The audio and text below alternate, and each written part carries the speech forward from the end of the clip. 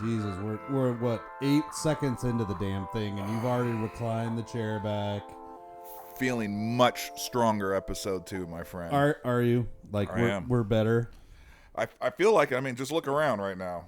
We're here. Yep. We do have water, Yep. just like episode 1, but you notice we have a that's a little rock in the rock glass. Maybe don't jiggle things in front of the microphone. All right, maybe we won't. Yeah, in this glass too. Yeah, Oh, you're right. All right. Yeah. No, we're not doing ASMR. That is not what this podcast is. Hold on, unless can we make money on that? Yeah. So we would start to make money, and then they'd see a picture of you and I, and they'd be like, "Oh God!" I told you, man. Friends have told me I have the face for radio, so we'd be testing that theory very quickly. Well, welcome to episode 2. Episode 2's title is Sweet Vermouth. Oh, sweet vermouth, my friend. Well, I mean, it's a thing, but Jesus, tap dancing Christ, it's fucking awful. God, I mean, we've all added shit to drinks, right? Mm-hmm. Sweet vermouth, I feel like some people can use it for something good, but for the most part, I feel like it's just an evil, not a necessary evil, just an evil. Oh, it's 100% unnecessary evil. Oh, Jesus. Yeah. I don't know if I've actually consumed more than a few ounces of sweet vermouth my whole life. Like even mixed in. Yeah, it's not a thing that is needed for the big guy. I don't need it for fuel. Well, so when we were coming up with like episode ideas, because we were definitely doing a podcast, so we had to come up with episode ideas, and you guys were over for something, and somebody needed sweet vermouth for some drink they were making, whatever Martini, it was. something. Yeah, I don't know what it was. So I went downstairs and I found a bottle of sweet vermouth that, God, I hope that shit doesn't go bad because I don't know how long it's been down there. So funny, right? It was probably covered in dust because I have one in my bar. Can't tell you where it came from. Can't tell you how old it is. And I'm definitely not using it. Nope. It was one of those, they left it behind, right? Had a gathering. Someone needed it for something. Yep. And it is now sitting on the bottom. So I believe, it's just a dusty bottle. Yeah. It is called for very rarely, like that tool that you bought to like pull your couch apart or whatever it was, or your IKEA furniture apart when you needed to fix it. Mm-hmm. And so now you've just got it and you never get rid of it because you know somebody's going to need it. Someday. You're praying that's the reason you're keeping it. So somebody needed it and we pulled that thing out, and I think it was our son who was like, "What's sweet vermouth?" And we're like, well, here, you want a shot of something? You can have a shot of this. Now, he's underage, so it's not like I'm giving him a shot of vodka or anything like that. We gave him a shot of sweet vermouth, and I think that put him off drinking real quick. Like, this is the crap that you guys drink. Like, oh, yeah, all the time. Tastes disgusting.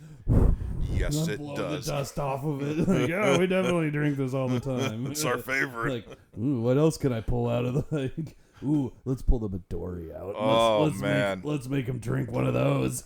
If you would have mentioned Midori about 10, 15, 20 years ago, that was my wife's jam. Midori sours all day long. Oh. And it always terrified me. How did they get the liquid in that bottle? I can't even tell you what Midori is, to be honest with you. Is it like warmed up Jello? I don't, but the vibrant green that would come out of this bottle. And then eventually come out of you the same shade of green. Yes.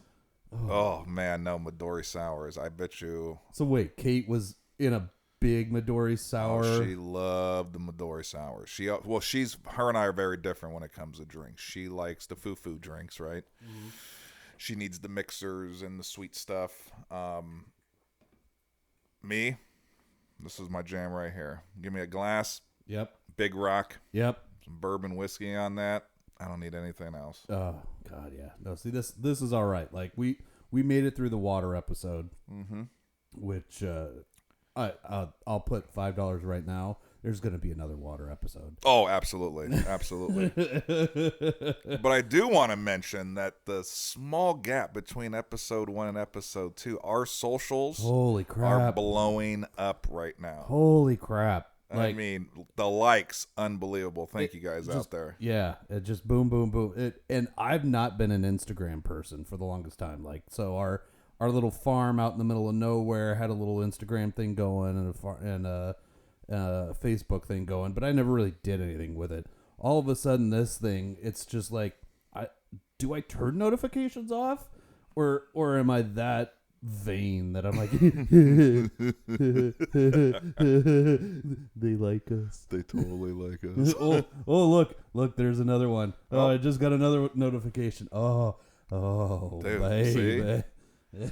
The likes, the comments, man. You are even getting solicitation right now on the gram. See, people they want more. They want to help promote. Hey, that's all right. I'm good with that. I'm totally here for the fans. 100%. Definitely not here for the whiskey and sitting here and just chatting with you and watching football. No, that's just that's crazy. Fringe benefit. Absolutely. Yeah, I mean, it's just nice to sit next to you, Mike. Oh, buddy, should we hold hands right now? Do a little kumbaya. Hey, put the pants on. Oh, Sorry. I got wrapped up in the moment, man. Jesus Christ. You can't tease me like that. Yes, I validated you. I mean, the socials validated me, and I validated you. Hey, as long as we're validated together, my friend. Episode 2, validation. See, how's this? How's the Four Roses treating you over there, buddy? I've not had this one. This is the what do we get? Oh yeah, Four Roses small batch, and this is pretty solid. Yeah. Big fan of Four Roses. If you're listening, I know you are, just because I mean we're awesome. Yeah. But yeah, shout out Four Roses. Tire lineup phenomenal. Oh, I think we should tag them in the social post. Absolutely. Yep. Just FYI, there is no sweet vermouth in this. Oh God, no. No. So Kate was into a Midori phase. Yeah. Joanna got into remember when we're first adulting and we're all trying to you get wine, but you get Gewürztraminer wine. Oh, dessert, sweet wine. And then you start to drink a little bit of vodka something, and vodka Red Bull had not really come out when we were that age. Thank God. Yeah. But Joanna got into this hot vodka, hot drink phase because she's always been a spicy person. Oh, just spicy. She is spicy. So she got into this spicy drink phase, and she was making some vodka tonics with the solid drink. Normally, I would agree with that, but she was making it with this hot pepper vodka, and then she was adding jalapenos to it. And so you've got already a hot vodka, a little bit of tonic, these just raw jalapenos with the seeds in there. And she is spicy. Yeah, I mean, it was hot. She's adding hibiscus and all this other. It's really fancy. It's really lovely, except that it's just hot as hell. And there's another disadvantage to this. The other disadvantage is once you're 2 or 3 drinks in, you forget to thoroughly wash your hands after you cut up your jalapenos. Now, I'm not cutting up the jalapenos. She's cutting up the jalapenos because she needs to make, 3-4 more drinks for everybody that's around. All right. So she's cutting up jalapenos. We're having a good night. Everything's great. People stumble home, whatever we're doing. And we go crawling to bed. We start to, do what young married couples do. And she reaches over and, we're having a good time. And all of a sudden it's getting hot. And not hot in the way that I really was hoping it was going to get hot. My friend, I knew where you were. No. It's getting hot in that kind of way. Either I just instantly got an STD or she didn't wash her hands after she cut up those last jalapenos. And now it's getting warmer and warmer. And I'm like, did you wash your hands? And she goes, huh? Nah, it's fine. No, it's not fine.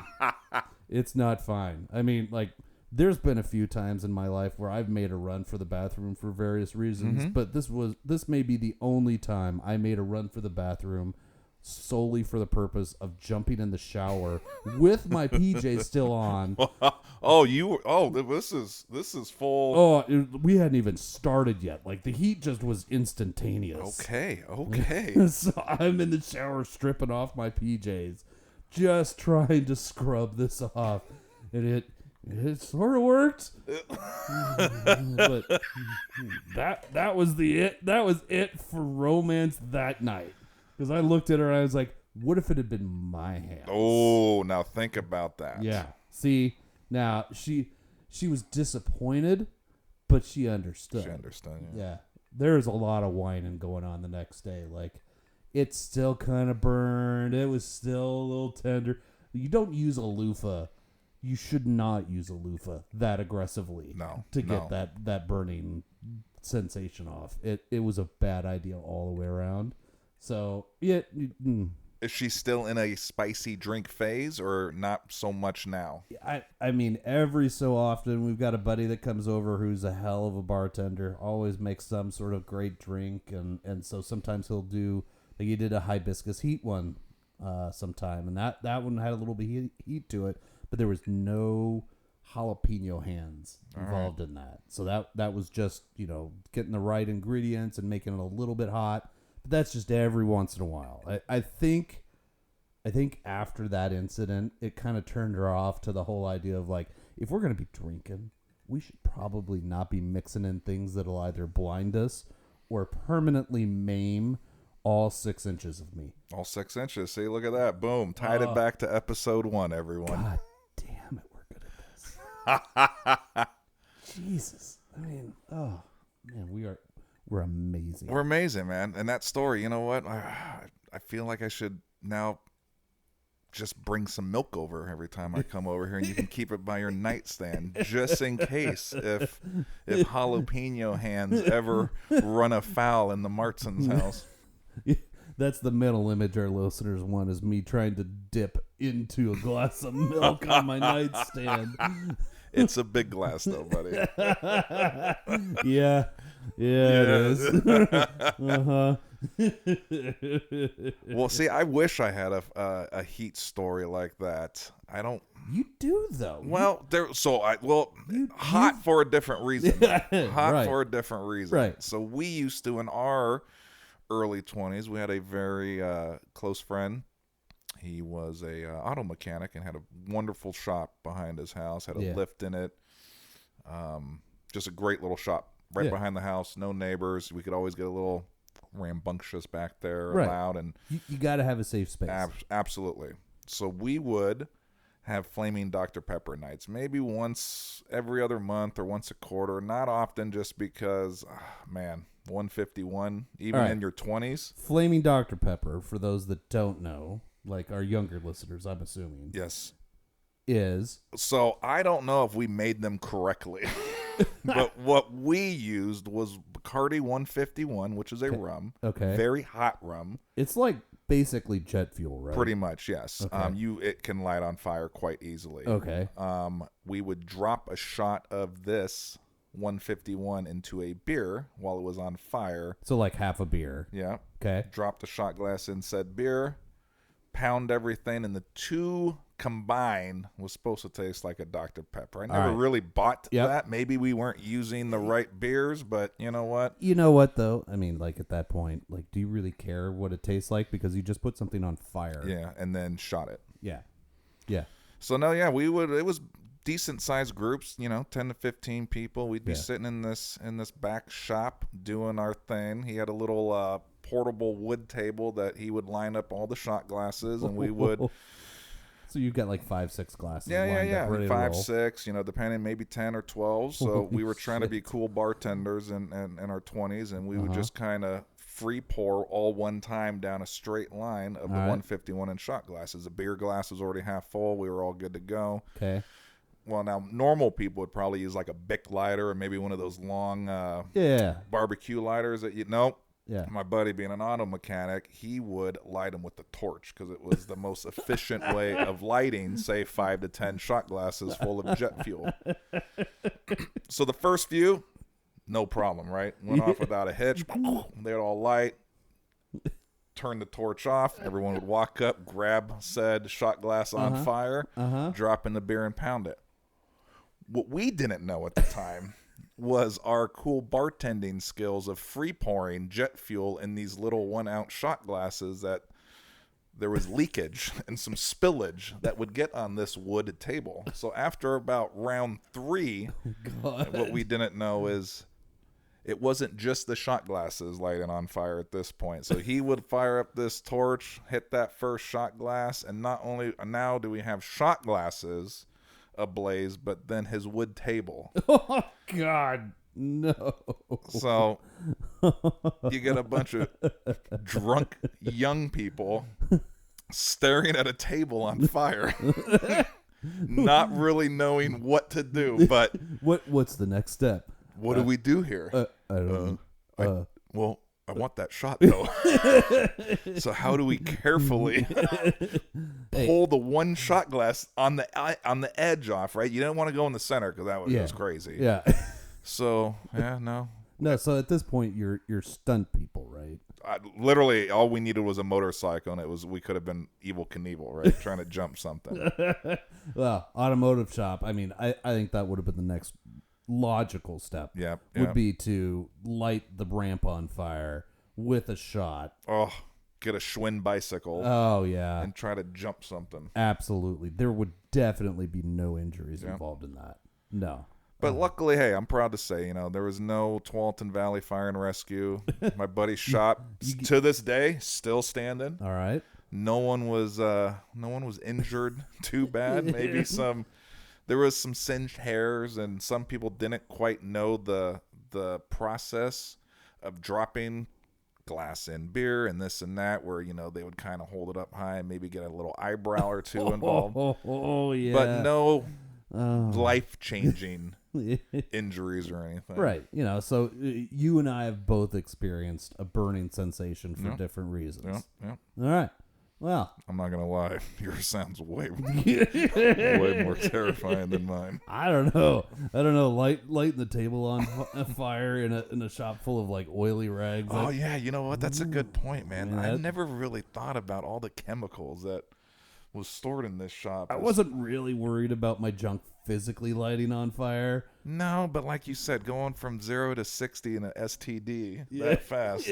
It was, no. I don't think either one of these were brilliant moves on our part. No, but luckily it was in our younger days, right? I've officially retired, just for the record, of Flaming Dr. Pepper nights. Well, I mean, maybe we should do one in summertime outside. I feel outside is much safer. And now that we're wise, right? Oh.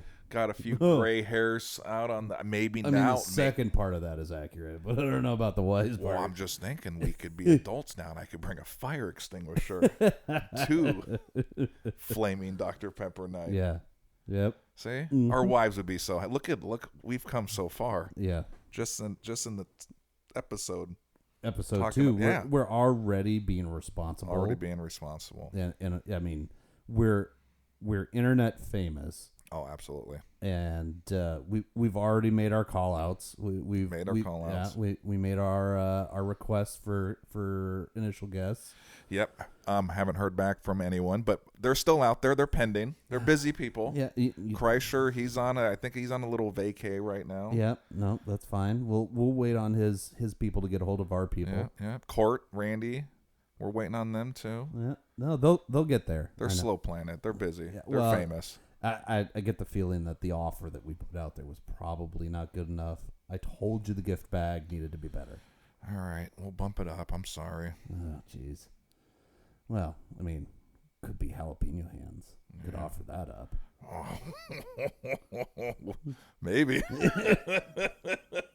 Gingy on fire. Oh, man, Gingy on fire. I love you, Court. All all right, so sweet vermouth's out, right? Yep, out. Yeah, that's just not a thing. We're not going to do that. What about, all right, so here's a question for you. So we're looking at, and we'll post a couple of pictures. We've got a good start of a wall of whiskeys and some scotches and bourbons and all that fun stuff. Yep. The one thing that is not up there and will continue to not be up there because I feel so strongly about this is Fireball. I second that motion. Like, is it actually a whiskey? Can you legitimately, I mean, I know they do make there's the little bottles that you can buy that I think are like pear wine. Those are shams too. Yeah, those are shams in this state. I feel bad. They've actually conned people that I actually know. Really? I'm not going to say their name, but last name rhymes with Mace. She bought some at a store one day. You like that, don't you? Yeah, that was subtle, Mike. she's definitely not gonna murder you. Has she liked our page yet? If so, she just unliked it. I love you, cheese. But no, seriously, all kidding aside. So this state, we have some strict liquor control committee, right? Yeah. The ones they sell in the store, unless you read the bottle very clearly, because you cannot buy liquor in this state at a grocery store. You have to go to a liquor store. Correct. Well, they con people. Costco sells them. Safeways, all the grocery stores, they have the little bins, right? They're wine based. That's not an actual alcohol. 13%. It's wine. It's literally cinnamon wine. I don't know if you could get. I would rather drink. Why? A Boone's Farm. What was there? Snow Creek Berry or something? Snow Hills? I don't know. I just remember Strawberry Fields was that was the panty dropper. But cinnamon wine. I don't know if you could get much. Just thinking of it, I'm getting a little. Well, we're in November now, and my weakness in the holidays is eggnog. Oh. Nobody else in my household likes eggnog. But I like eggnog, and I'll make a little bit of hard eggnog every so often, a little whiskey or a nice rum, depends on how I'm feeling. Mm-hmm. Costco sells something that is a boozy eggnog. If you buy it at the California one or whatever, then it's legitimately liquor, right? Boozy eggnog. If you buy it at one of ours in the lovely state of Oregon, that's a orange wine mixed with eggnog. Like, what? Why would you do that to people? One, orange wine, I have a hard time imagining what that would taste like to begin with. But then you're going to add a dairy product to that, and you're going to tell me it's not going to curdle. Disgusting. Like, I feel like I might as well just drink buttermilk and rum. It's just chunky awfulness. Like, wait for the clotted piece to hit you in the teeth and just keep going. I literally just had an image of you mixing this concoction in like a magic bullet blender to smooth everything out to make it. I'm trying to get the chunks away. Oh, man. No, yeah, you really got to pay attention in this state, man. They keep you on your toes, because if you see the stuff at the stores and Costco's and anywhere besides a liquor store, you really have to read it.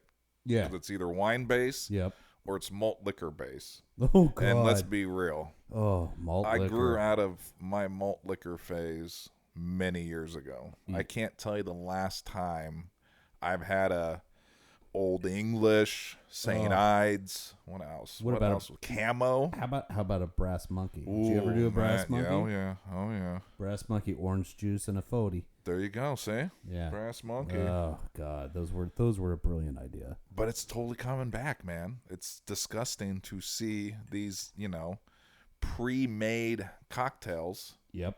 Or mixers or whatever you have. And you expect it to be one thing, and then you actually read the bottle, and it's all, no, this is just a little bit of wine, a little bit of this, splash of malt liquor, and boom. I feel like that's what we used to do, though, when we were young, and we couldn't afford, like, real booze or real, so you would mix shit up. No, yeah, I mean, yeah, you're correct. We Like, didn't have a lot though. I've never. So how have you? I, When we hang out, it's usually beer or whiskey. So I right, don't know if we've actually like as far as a mixed drink goes, right? If right, you were going to make a cocktail or something, what right. would be like your go-to? Oh, well, I'm old fashioned all day Okay, long. so that's me too. Yeah, so that's as easy as they come. And in fact, And about as many as ingredients that I want. right, I want it to I be want pure. simple. Yes, Like yes. I've done some of the really complicated things before, and some of them have turned out fantastic. But a lot of the times, I feel like it's just more work than it needs to be. Yep. Or I don't have. I think it's more that I don't have the fucking skill set to do this. Like I'm not that bartender sitting at the bar waiting for you to be like, amaze me with what you can make me. I'm like, yep, here we go. So first, I'm going to singe some chips of wood, and then I'm going to go into the back and pull an orange off of the tree that we've been nurturing with loving stories for the last 3 years, and then I'm going to no. The funniest part is you just pretty much called out every bar in Northwest Portland. I mean, yeah. An old, And there's nothing wrong. There's nothing wrong. but with an that. old fashioned, you can go weird. Like the old fashions that I've got that I'm making right now are a spiced pear simple syrup. Okay. Then just whiskey and then garnish, or bourbon and garnish, and it's pretty solid. But the most complicated part of that is the simple syrup, and I just pre-made a jug of that shit. All right. And I just leave it in the fridge so that if I want one of those, I just pour, go. And you make the simple syrup yourself? Yeah. Oh, good man. Yeah. Good so man. it's just pears and like star anise and cloves and cinnamon and a few other things in the simple syrup Oh, pot. That's a good ass simple syrup right there. Yeah, but it takes me all of like 20 minutes and then it's good for 2 months. Yeah. So that's as complicated as I'm getting. But I mean, yeah. So Joanna and I are in London last month, and we go to a bar and they're starting to make these, what's really popular over there are these Aperol spritzes. And so it's just Aperol and either Sprite or tonic water or whatever they're mixing it with, but it's just really light and it's not terrible for you and it doesn't fuck you up too fast. Okay. All right. So it's really simple. The further we got into the week, the more complicated these things got. So it started to look like Northwest Portland. So she just started with like these standard Aperol spritz. It's like a rose color drink and it's just fine. By the time we leave, I'm pretty sure there was a short essay attached. Oh shit. See. It's just too much. Too much. And I think part of that is that I'm just not mentally capable of remembering all the ingredients that need to go into something like that. So, yeah, no. All right. Simple. Simple's good. So when we started Tapforia, what was it, 2000 and I hope my math works out. Shit, I think it was 16. We're going to go with 16. All right. We were the first, I'm going to go on a limb. We were the first tap house with liquor. We had we have 28 taps, right? Not the biggest tap selection by no means, not the smallest tap selection, but a very nice balance. We have wine, we have all that. I'm not going to get into that. But we did have liquor. We wanted to find a niche, so we only did organ spirits. Okay. I'll be honest. I was terrified. Never been a bartender in my life, right? All right. Never did some restaurant work, but never a bartender. So when my partner was like, we're going to do this, and I'm thinking, shit, dude, this is beyond my scope. Because so I'm a vodka tonic guy, gin and tonic guy, whiskey, old fashioned. I don't need more than one or two things in it. So now I'm thinking, oh, if it's taken me more than 30 seconds to make this drink, then I'm putting too much goddamn work into it. Yes, and that's my scope, though. So that's not only what I drink, and I don't know many more drinks. Sure, you know, I know some I know the drinks. I don't know how to make said drinks. So I was terrified thinking, here we go. Big Mike's going to have to get the bartending book for dummies. And it was a horrible thing. Then we sat down and we were like, listen, our shelf space is limited, so we're going to carry mostly whiskeys, right? Yep. We would have a few vodkas. We had a potato vodka, regular vodka, and we did. It was kind of funny telling or hearing your hot story, but we would always have a hot vodka because we only made two things in-house. We made our own Bloody Mary mix from scratch, and I'll be honest, a good Bloody Mary with the little pepper vodka, that's one way to get the morning going. Yep. But we also made, oh my goodness, I just had a blank. Simple syrup. Right? So two of the easiest things in the world. Right. But besides that, that was pretty much our selection. I think we had a gin. What else did we have? No tequila, because it was Oregon-only spirits, right? So you can't technically, legally call something tequila if it's not made. Yeah, with the agave, right? Yeah. From so it was very simple. So no blenders, no nothing. So if you were a Tap For You customer back in the day, you knew that our drink selection was limited to the 10 to 12 bottles that we carried, along with our soda gun that literally consisted of Pepsi, Diet Pepsi. Luckily we had a tonic button. We had the soda water button. No cranberry button. Oh, no.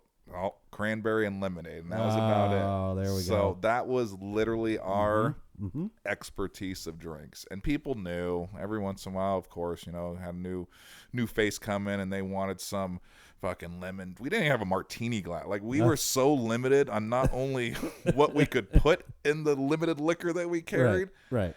Fuck, it was a pint glass or a bucket glass. Those were the two fucking options of glasses that you had. You're not doing the highball, the Tom Collins. No. I don't even. Oh, no, we had a shaker. I never even used the shaker, so it just stayed on the bar cart collecting dust, kind of like your sweet vermouth. Yeah. And that was it. That was it. But you know what? I look back now, and it was like the perfect compliment, because it did provide something for everyone. A little something different. Yeah. Despite the fact that having a liquor license in the state of Oregon is a fucking nightmare. Yeah, so yeah. And you got to bring in extra food and everything else. Yeah. So like, that's the thing that I hear the most often is like, well, how come you don't have hot sandwiches? Because we don't fucking need to. Yeah. And why would I go out and spend money on food that's going to sit in that fridge and never really get made? Especially right now, man. I'm going to clap every restaurant, deli, bar. If you're out there doing food costs right now, I don't know how they survive, to be honest with you. We're doing snacks. We have pistachios at Tap For You. Cheez-Its. You want a boat of $1 boat of Cheez-Its, $1. Come get it all day.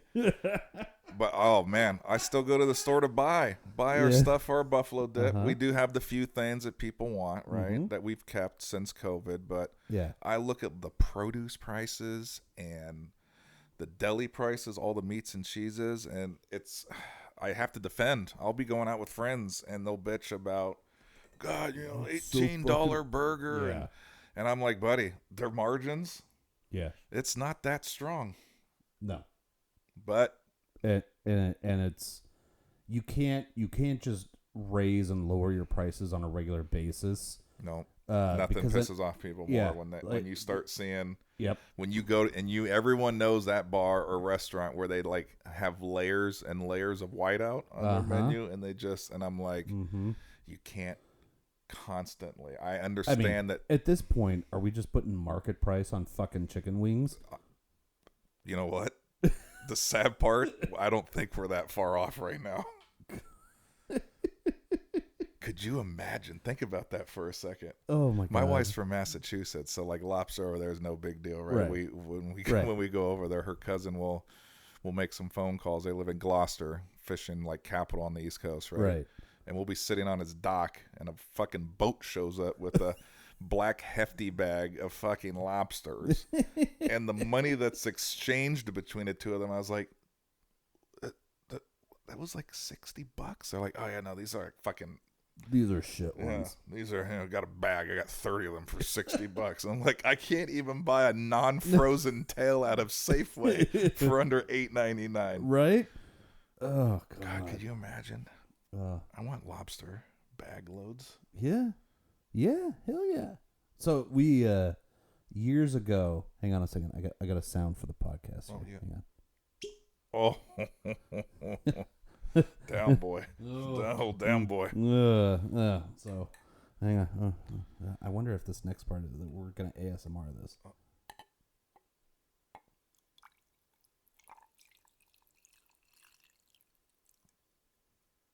I mean, dude, I'm not gonna lie. That was fucking phenomenal. You need a refresh over there? You know what? I absolutely will take a refresh. All right. Let me get you here. Oh, see, people know. Yeah. All right. Well, we're putting a dent in this bad boy. I'm not gonna lie to you, this glass.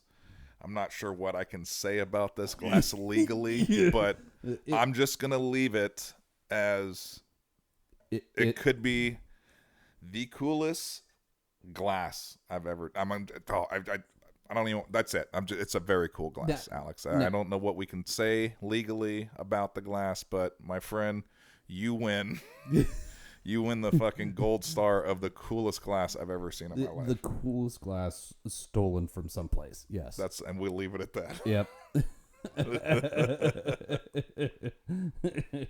Let's just say it does not. All right. We're going to leave it alone. We're going to leave it alone. Hey, we cannot get rated before episode 3. Our fans, they won't know what to do. You just hear boom, boom, boom, boom. FBI, open up. No, yeah. Think about all the people that will be devastated if we got rated. So you'll have to believe us when I say this. Well, if we ever get Court and Randy on here, I'll serve Court something in one of these, and Randy can have something. Or if Bert Kreischer shows up, I might just give him fucking one. I don't know. They're really cool. Then he's an accessory. Yeah. I get his lawyers to help me. And that's how we rope him into multiple episodes. Well, since you have to come back out to Oregon for court, you might as well stop by and do another episode, big guy. Hey, I know for a fact you're going to be in the area. So. Oh, shit. This is it, buddy. I'm telling you, these chairs, talk about a comfy studio, man. No, this is pretty sweet. You've done wonders with this room, man. My hat goes off to you. Oh, thank you, sir. Thank you. I do appreciate it. I mean, it's a little echoey for recording and everything, but it does not suck to be able to lock that door and make the world go away. That's right. Yeah, you're locked in here. You know that, right? That's fine. Just remember, our kids are locked out on the other side. Oh shit. Yeah. Oh. Well, maybe it's time to take a little break. So we might want to go walk heavily down the stairs. Real heavy. All right, we'll be right back back after this. Yeah, right back, buddy. All right. Which one of us is running? Your feet are still up. Yeah, it's gonna take me a second to hold on. What button? Hold on. Shit. What button? Oh, there we go. I got it. Yeah, but can you stand up? Fuck no. The Whiskey and Wine Podcast is brought to you by Tapforia, Tigard, Oregon's first growler tap house, founded in 2014. Tapforia has 28 taps, including beer, wine, cider, seltzer, and kombucha. Did you know that they're now a bottle shop as well? Stop in for a pint, glass, or growler of the greatest and latest offerings of your local breweries. Located on Highway 99 in Tigard, visit tapforia.com and follow them on their social media to see what they have on tap each day.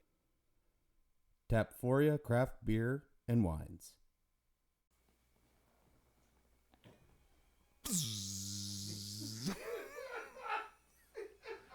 We made it back, bud. We made it back. What the fuck? Oh, these chairs are freaking. They're like a glove. Oh yeah. Well, we've all had experience with gloves. Yes. Well, that was a successful break. Yep. For the most part. Well, we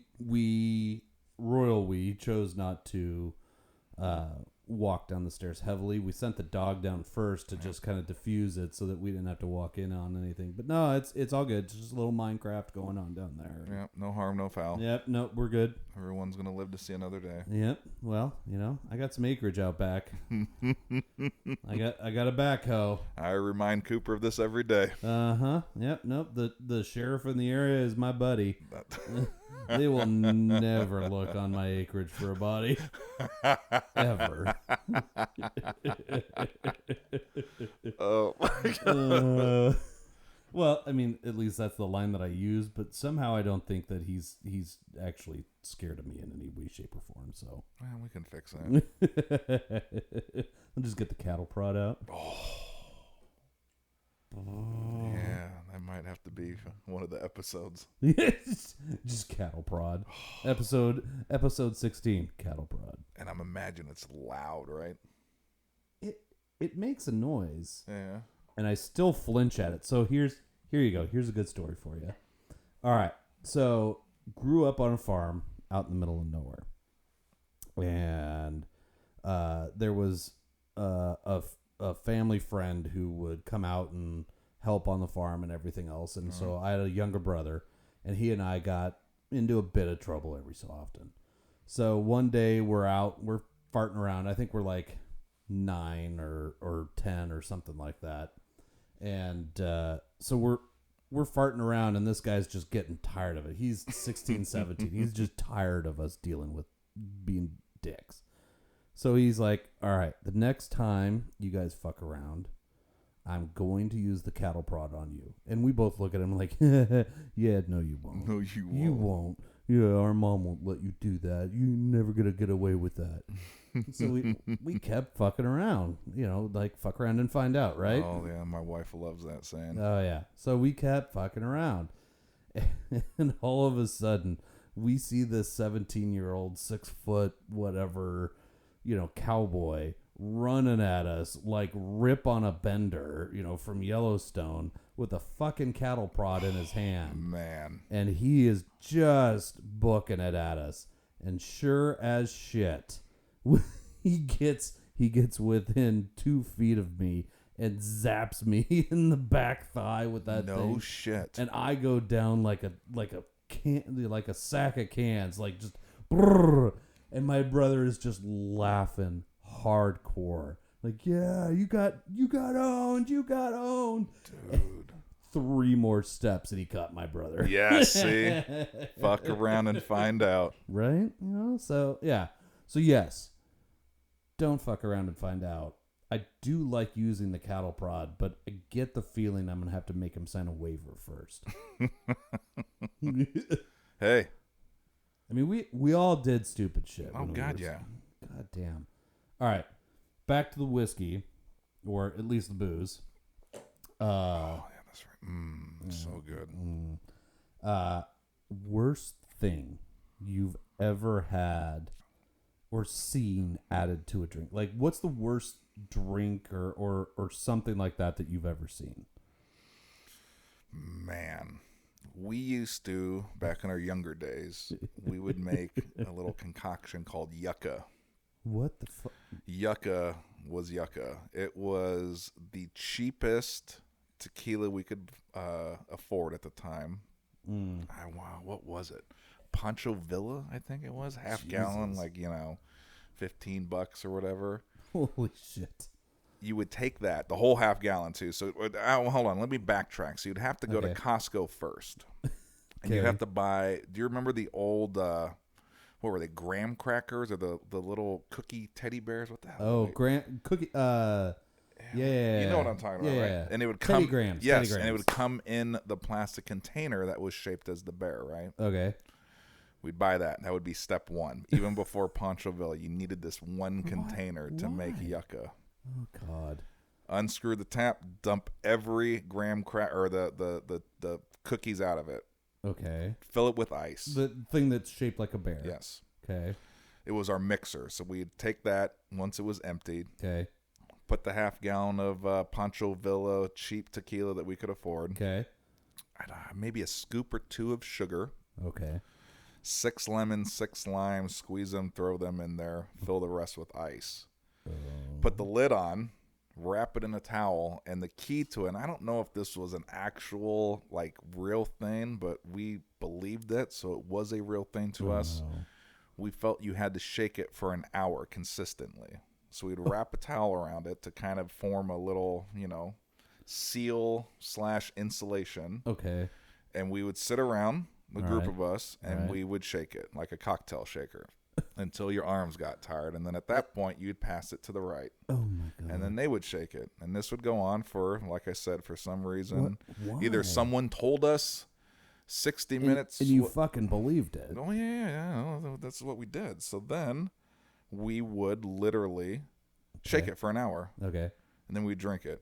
Oh. And it was fucking horrific. But it really got you drunk. Really. I mean, tequila, sugar, lemons, and limes. That was all that the recipe called for. Oh, my God. The hangover must have been fucking epic. It was nasty. Oh, Yucca. my God. You'd probably... A lot of people would puke. Oh, God. Yucca probably would have to go down as probably the grossest concoction that we would come up with. And even at that, now that I'm thinking about it, there was only, 3 or 4 things put in it, but it was disgusting. Oh, God. Oh. Yeah, I don't do that anymore. No. I don't think anybody should be doing that anymore. I mean, that's just... Oh, God. Tequila is just already... A nice, fine sipping tequila is one thing, but just tequila in general. So did you ever have a snake bite? No. What's that? So fraternity days back in the day, we had these 2 brothers who were 6'8", like 370 pounds each. They were our bouncers, essentially. Like they were the biggest motherfuckers in upstate New York that we could find. So they would show up at this party, and what they had done is they'd taken a 2-liter of 7-Up, and they drank it down during the day to like the last dregs of 7-Up at the bottom of it. And then they just start adding shit to it.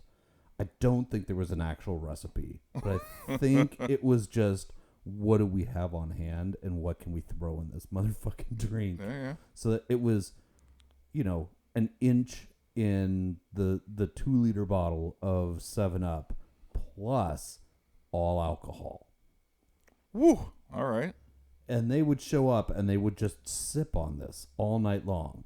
A 2-liter that is essentially, like the Borgs and everything else that we've heard about from ASU and everything else. But there's no mixer in this. It's just straight fucking alcohol. So they would sip on it. And every so often they'd be like, you want a pull? I'm like, yeah, I'll take a pull. Dude, I've had a bar mat that tasted better than that. Oh, the bar mat shots. Oh, God. I mean, it was just fucking awful. But that's not even the worst thing that we ever did.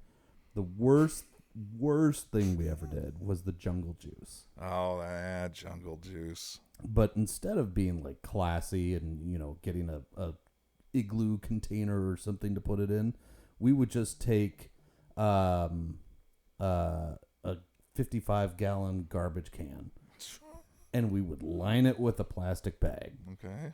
And then you would take all the frozen fruit or whatever else it is that you want to put in there for flavor. I mean, there's some big ass air quotes over that. Flavor. And then you would fill the rest of it with frozen lemonade and grain alcohol. So buddy, that's another level right there. And in upstate New York, you could buy 1.5 gallons of grain alcohol for $14. Seriously. So we would go, and I'm fairly certain I broke a few federal laws at some point about transporting alcohol. Oh, once again, Duke's a hazard. Yeah. See, crossing county lines. So we would take I was the only guy with an actual truck at this fraternity. We would take my truck and we would go from liquor store to liquor store and buy out all the grain alcohol that they had until the back of my truck was full. And that's when we knew we had enough grain alcohol for the party. Yeah, you definitely broke laws. Yep. Fairly certain I tried to murder people with grain alcohol. But so you would let that marinate from the morning on, and you've got like some asshole with a goddamn snow shovel just stirring this shit up. Dude. And then you open the doors, and it's just dip your hand in there with your cup and just take what you want. Here's what we didn't know. Did you know that the fruit soaks up a little bit more of the booze? It absolutely does. So when you get to the bottom of that barrel, life is late into the night. Yeah. And you're going to make some errors. There were regrets had. With that much, there must have been many regrets had. We had what we affectionately referred to as the pool of death. Oh, man. Out the back door of the fraternity. So it was just this covered porch. You could go out there and you could have your cigarette, whatever you needed to have. But off that edge of that covered cement porch were just a bunch of flower beds and stuff that the school had planted to try and make it pretty out there. Nothing lived out there. Because all anybody ever did out back of that fraternity was pee, puke, or empty the carpet shampoo. It was zombie apocalypse right there. Like, they planted rhododendrons, dead in a day. That's impressive. Planted a bunch of other things, and they're all dead in a day. Like, nothing survived there. So they finally just put up a fake hedge on rollers in front of it because nothing would live in a 10-foot circle from the back door because of what we did to it. Dude, that was a genius idea, though. Little hedges on rollers, huh? I mean, they had to do something because it just looked like we were out there with napalm burning everything to the ground every day. And I'm guessing there was some aromas during the summer months too, right? Well, here's the advantage: is in the summer months we're not really having to deal with it, but in the middle of winter, the ice and the snow covers everything. Yeah. All sins are covered by snow and ice. Oh, absolutely. Dude, that's unreal. Yeah. So yeah, no, bartenders we were not. Nope. And even to this day. No. There's a reason it's just goddamn whiskey on that fucking wall over there. It's beautiful, see? It's gorgeous and it's simple and it's the extent to which we have talent, Mike. Buddy, I think that's worth. Hold on. Get my glass here. Yeah. There we go. There we go. Felonious glass. Oh, I love it. I absolutely love it. Mm-hmm.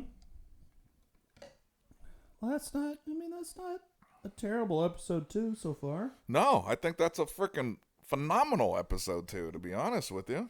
I mean, we've covered the things we need to cover. Yeah, check. We have admitted to the public that we are social media gods. Check and check, yeah. Yep. We're fairly certain our children are still alive downstairs. Yeah, check and check, okay. And once again, we suck at fantasy football. Oh, God, yeah. There wasn't a lot of sports talk on this episode. Nope. We're just done with that. We're done with that.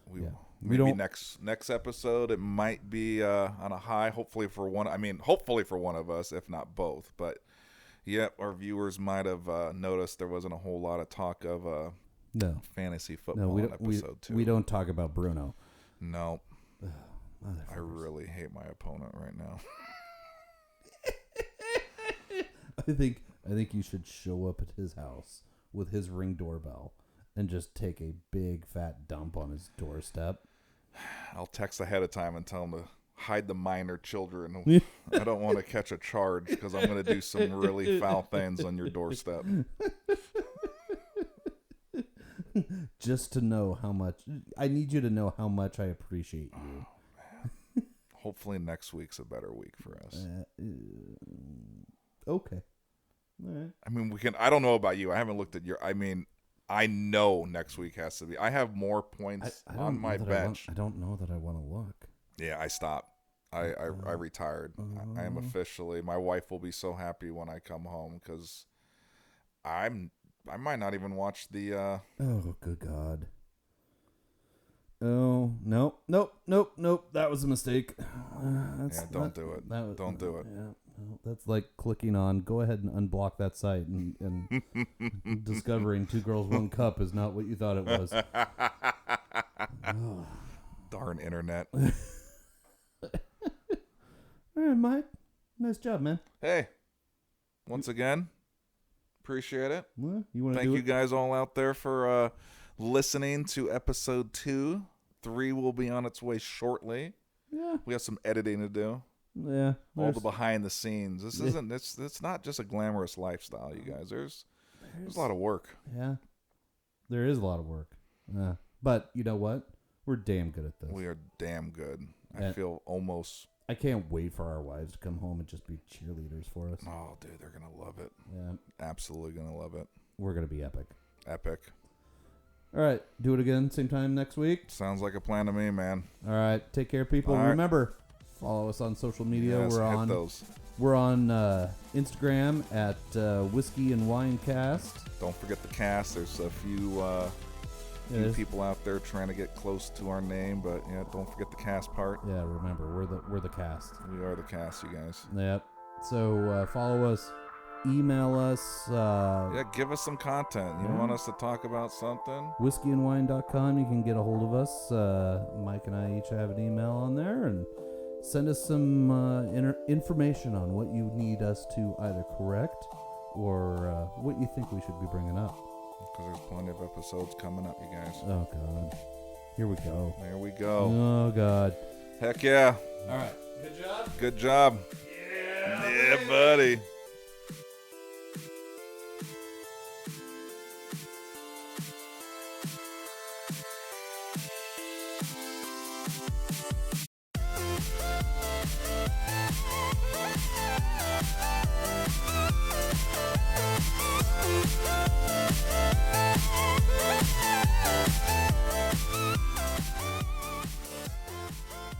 This episode of the Whiskey and Wine Podcast is sponsored by Portland Party Bus. Portland's original party bus company, where the ride becomes the party. PDX Party Bus pricing includes all inclusive fees just in their hourly rates, including mileage and all extra fees. No surprise charges at the end of your party, just professional staff and a party all along the way. Visit them at pdxpartybus.com and plan your next wine tasting, birthday party, or just a great weekend with them. pdxpartybus.com.